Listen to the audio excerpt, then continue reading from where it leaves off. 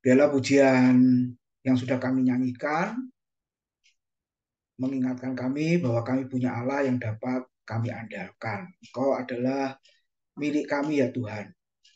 Dan sebentar lagi suaramu yang manis dan lembut akan kami dengarkan melalui kebenaran firman-Mu. Tuhan yang mempersiapkan kami untuk dibekali dengan firman Tuhan, supaya kami menjadi orang muda Kristen yang kuat di dalam Tuhan menghadapi apapun juga. Berfirmanlah kepada kami semua, kami siap mendengarkan. Dalam nama Tuhan Yesus kami sambut firman Tuhan. Amin. Ya, selamat malam semua saudara. Malam ini kita akan merenungkan firman Tuhan di dalam Keluaran pasal 17 ayat 11 sampai dengan ayat yang ke-16. Judul firman Tuhan malam ini adalah angkatlah tanganmu.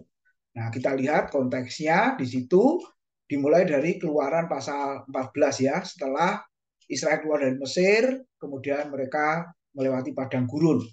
Mereka mengalami masalah demi masalah, masalah yang satu selesai, muncul masalah yang lain.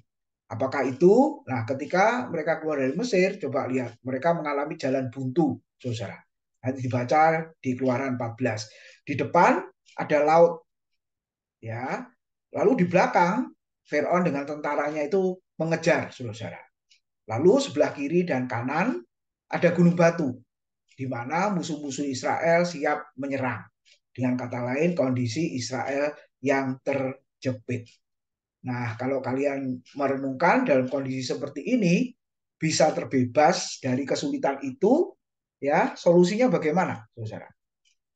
Oke, untuk memperjelas perjalanan Israel ya, yang lalu-lalu kita sudah belajar dari panggilan Musa, kemudian sekarang kita lanjutkan pelayanannya Musa. Ya, jadi yang di awal itu membebaskan Israel dari Mesir. Nah, dimulai dari Goshen. Ini tempatnya Israel ketika di Mesir karena banyak padang rumput. Nah, orang Israel kan penggembala kambing domba. Nah, dari sini kemudian keluar. Nah, ini yang dimaksud tadi ya, ada Laut Merah, Laut Teberau itu di depan ya, saudara. Nah, terus ke selatan melalui padang gurun Etan, ya, padang gurun Sin, terus ya sampai ke Gunung Sinai, ya. Kemudian terus naik lagi. Nah, sampai di sini Meriba, Masa, ya itu berputar lagi, terus kembali lagi ke utara. Nah, akhirnya sampai ke Kanaan. Makanya disebutkan oleh Alkitab, Israel dari Mesir sampai ke Kanaan berapa lama? 40 tahun. Karena memang mutar dulu. Ya, bukan sekedar berjalan terus, tapi ada saat-saat berhenti kan. Ada tiang awan, tiang api itu. Ya, kalau siang hari tiang awan berhenti ya berkemah di situ. Berkemahnya bisa lama juga. Ya. Lalu kalau malam ya tiang api berjalan, ya berarti orang Israel harus bongkar kemahnya, tendanya, kemudian berjalan mengikuti tiang api itu, saudara. Nah, kalau mereka lewat utara, nah ini ya lewat utara, itu sampai ke Kanaan, ya kalau ini tanpa istirahat itu ada penafsir mengatakan ya 1 bulan aja sampai ke Kanaan, katanya gitu, saudara. Ya, kalau tanpa berhenti lewat utara, ini jaraknya lebih dekat. Tapi itu bukan yang dikehendaki Tuhan. Ya, Tuhan memimpin mereka melalui jalan berputar di padang gurun dulu. Untuk apa? Untuk menguji mereka siapa yang layak masuk ke negeri perjanjian. Dan ternyata singkat cerita orang Israel yang lahir di Mesir semua kan mati di padang gurun ini. Kecuali Yosua dan Kaleb yang bisa sampai ke Kanaan tapi sudah umur 80 tahun ke atas. Nah, ini ya gambarannya.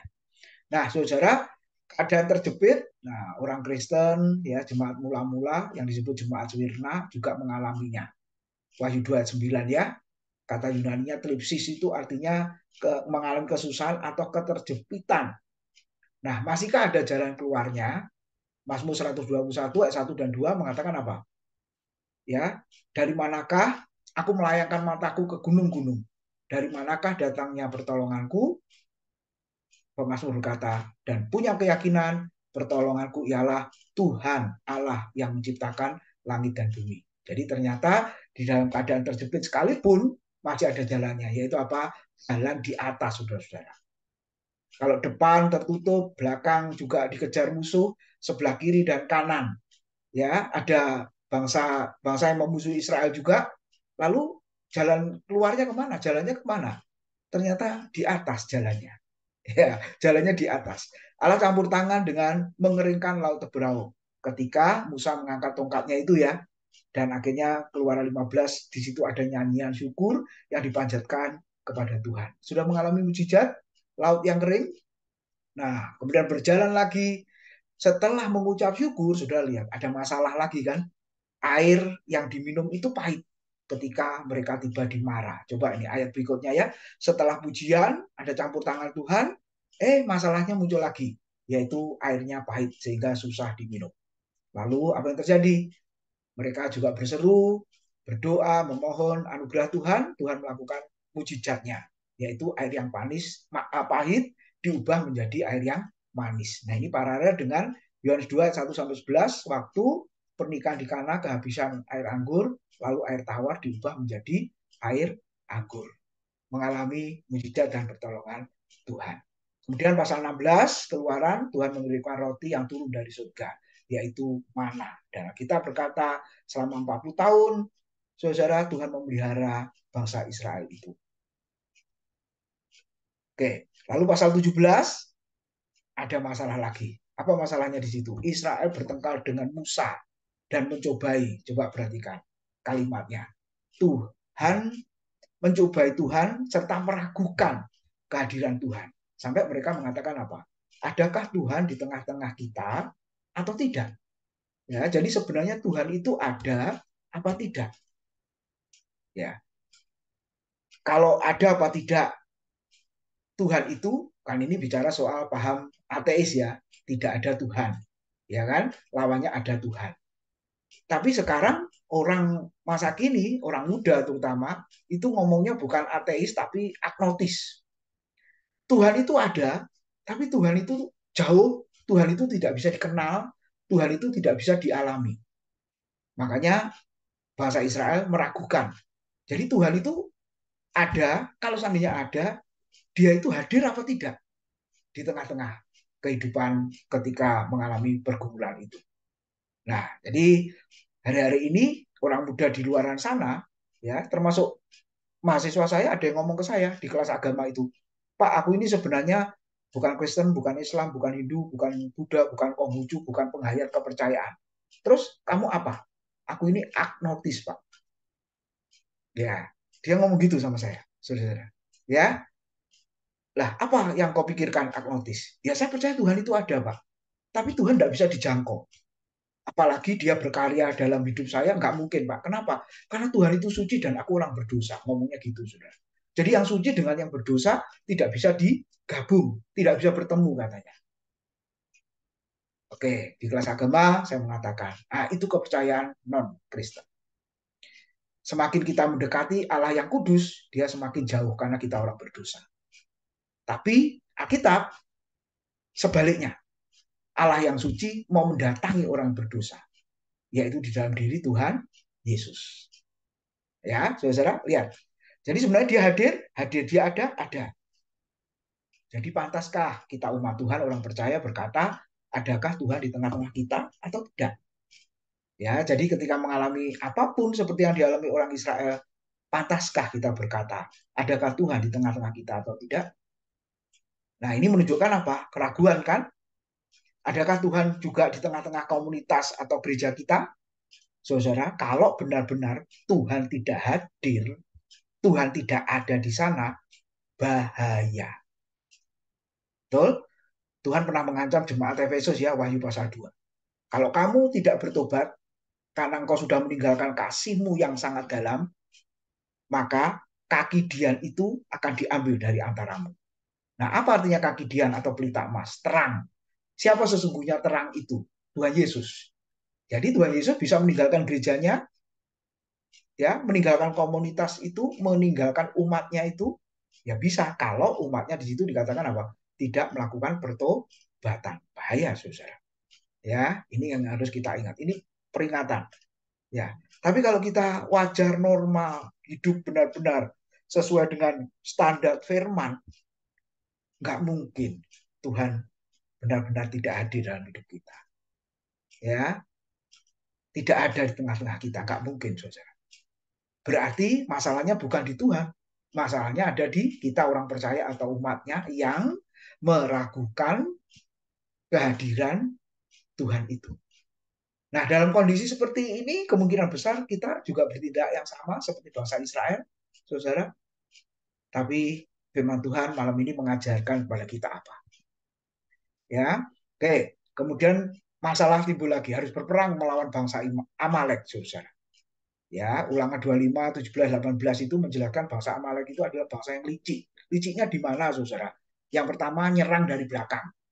Nah, ini kan nggak boleh. Namanya perang kan harusnya berhadapan kan, face to face gitu kan. Tapi ini nyerang dari belakang. Terus yang kedua, kenapa nyerang dari belakang? Karena barisan orang Israel itu yang di belakang itu ibu-ibu, orang tua dan anak-anak. Ya, makanya bangsa Amalek terkenal licik, saudara. Nah, di dalam bagian ini kita melihat sedang berperang. Coba kita baca Keluaran 17 ayat 11. Dan terjadilah apabila Musa mengangkat tangannya, lebih kuatlah Israel. Tetapi apabila ia menurunkan tangannya, lebih kuatlah Amalek. Ketika Musa mengangkat tangan, Israel mengalami kemenangan. Nah, pertanyaannya, apakah sembarangan mengangkat tangan? Saudara, ya ini jelas tidak ya. Yang kita lihat di situ kenapa Musa mengangkat tangan bukan sekedar tangan kosong, tapi di situ ada tongkat yang ada di tangan Musa. Tongkat yang sama yang dipakai waktu di hadapan Firaun. Masih ingat, saudara? Adu kesaktian dengan dukun-dukun di Mesir itu kan? Ya, tongkat itu bisa jadi ular, betul. Lalu laut Teberau, tongkat diangkat, laut itu menjadi kering, bangsa Israel melewati tanah yang kering itu sampai ke padang gurun, saudara. Nah, mau menunjukkan apa? Ketika Musa mengangkat tangan, sebenarnya bukan kuasanya Musa yang bekerja, tapi kuasa Tuhan yang bekerja, kuasa Tuhan yang menyertai Musa. Saudara, kita bisa melihat apa? Di dalam peperangan, pergumulan itu, kita boleh meneladani Musa ketika kita mengangkat tangan, kita berharap kuasa Tuhan yang menolong kita. Nah, apa maknanya, saudara?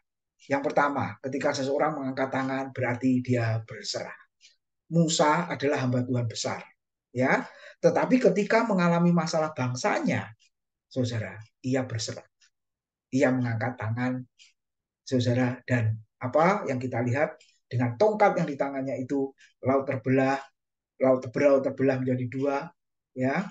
Lalu bangsa Amalek tadi dikalahkan, artinya bahwa Tuhan bertindak menolong. Musa seorang yang hebat, seorang akademis, kita sudah belajar beberapa waktu yang lalu. Tetapi kepandaiannya, ya, kepintarannya, kekuatannya, lalu apa? Kehebatannya menjadi anak putri Firaun, anak angkat putri Firaun itu, saudara, tidak agungkan, ya, diunggulkan di situ, tetapi justru sebaliknya berharap berserah hanya kepada Tuhan. Nah, ini istilahnya contoh teladan yang sangat bagus ya dalam hidup kita. Kita mungkin masih muda juga, kita punya macam-macam potensi, ya. Tapi jangan lupa, saudara, di dalam bagian ini kita boleh melihat tangan yang terangkat berarti kita berserah kepada Tuhan. Berserah kepada kuasa yang lebih besar dalam hidup kita. Mazmur 28 ayat 2 mengatakan, dengarlah suara permohonanku apabila aku berteriak kepadamu minta tolong dan mengangkat tanganku ke arah tempatmu yang maha kudus. Mazmur 134 ayat 2. Angkatlah tanganmu ke tempat kudus dan pujilah Tuhan. Ketika berdoa di Getsemani, Yesus juga berserah kepada kehendak Allah. Dan inilah doa yang dikabulkan oleh Tuhan. Yang pertama, kita mengangkat tangan berarti kita berserah kepada kuasa Tuhan yang tidak terbatas, kuasa Tuhan yang maha kuasa. Lalu yang kedua, apa artinya mengangkat tangan? Sama seperti Musa ketika dia mengangkat tangan. Dia mengaku di hadapan Tuhan bahwa manusia, hamba Tuhan besar sekalipun seperti Musa, saudara, penuh dengan kelemahan dan keterbatasan. Nah, bagian yang kedua ini mau mengakui apa? Bahwa Allah itu kuat, Allah itu dahsyat, ya, dan tidak terbatas kuasanya. Nah, ketika kita mengaku ini, saudara, sebenarnya mau menunjukkan siapa diri kita di hadapan Tuhan. Kalau begitu, adakah yang pantas kita banggakan dan kita sombongkan di hadapan Tuhan? Ya, saya pikir nggak ada, saudara. Makanya Musa memberi teladan. Ya, dia mengaku bahwa dianya terbatas, lemah, tidak berdaya, menunjukkan bahwa Tuhan yang penuh dengan kekuatan itu dan tidak terbatas kuasanya. Coba lihat, saudara. Waktu pandemi yang lalu ya, wah, mengerikan kalau saya lihat. Gedung gereja besar dan mewah, kosong nggak? Termasuk gereja kita kan? Hamba Tuhan yang berkhotbah sendirian di hadapan kamera. Saya masih ingat waktu ada Yada atau Mas Pri aja. Ya, nggak ada pujian langsung khotbah. Ya, rasanya kaku sekali. Khotbah nggak ada orang. Ya, saudara ya. Nah, waktu itu ya, lihat. Kita bisa bayangkan ada gereja yang lebih besar dari gereja kita, juga kosong, saudara. Nah, apa yang mau dibanggakan? Lalu sound system yang mahal juga nggak terpakai kan? Nggak bunyi semua. Ya, hanya solo keyboard, satu mic, satu pemimpin pujian saja mungkin, saudara. Oke, lalu yang punya mobil mewah nggak jalan juga kan? Hanya diparkir ya, saudara. Karena nggak boleh kesana kemari, nggak boleh pergi kan? Oke, yang punya baju mewah juga nggak dipakai karena di rumah saja. Akhirnya pakai baju hari-hari. Yang punya tas dan mungkin perhiasan mahal juga nggak dipakai karena di rumah. Ya mau dipamerkan sama siapa, saudara? Oke, bahkan yang punya iman yang besar sekalipun mati juga karena terpapar virus corona. Sebab itu mencobai Tuhan ya. Nah, jadi saudara lihat ya, pandemi beberapa tahun itu memberi contoh pada kita apa yang dibanggakan, apa yang disombongkan sebenarnya. Ya, kecuali kita hanya mengaku Tuhan yang lebih hebat kuasanya dibanding kita. Apa yang ketiga makna dari mengangkat tangan? Mengizinkan Allah yang bertindak dalam segala sesuatu. Oke, coba lihat Keluaran 13, 21, 22, 14, ayat 14 ya. Dan faktanya memang Allah lah yang berjalan di depan umatnya, bahkan dikatakan apa? Aku yang berperang ganti kamu, saudara. Tuhan akan berperang untuk kamu dan kamu akan diam saja. Nah, pertanyaannya, apakah kita benar-benar diam dan tidak berbuat apa-apa, lalu akhirnya kita menjadi malas dan apatis? Istilahnya semuanya terserah Tuhan yang lakukan, Tuhan yang berperang, Tuhan yang berjalan di depan, jadi kita nggak buat apa-apa? Jawabannya tidak kan. Walaupun ada ayat yang mengatakan aku yang berperang ganti kamu, kamu diam saja. Aku yang berjalan di depanmu, kamu di belakang, tenang saja. Ya, pertanyaannya apa Israel hanya diam saja? Saudara. Ternyata tidak. Israel juga tetap berperang, gitu kan? Saudara juga melakukan apa? Tanggung jawabnya, apa yang harus dilakukan. Nah, akhirnya kita pada kesimpulan ini, berserah kepada Tuhan itu tidak melepaskan tanggung jawab kan. Ya, buktinya bangsa Israel tetap berperang dan bukan diam saja. Apa contoh sederhananya? Kalau yang sekolah mungkin berkata, Tuhan, aku mau dapat nilai yang bagus. Ya, nilai yang baik. 9 ke atas semua. Sudah berdoa, berserah kepada Tuhan? Ya. Terus tanggung jawabnya apa? Ya, ya mesti belajar kan? Ikut ujian. Ya kalau nggak pernah belajar, lalu nggak pernah ikut ujian, bagaimana bisa dapat nilai 9? Kan nggak mungkin.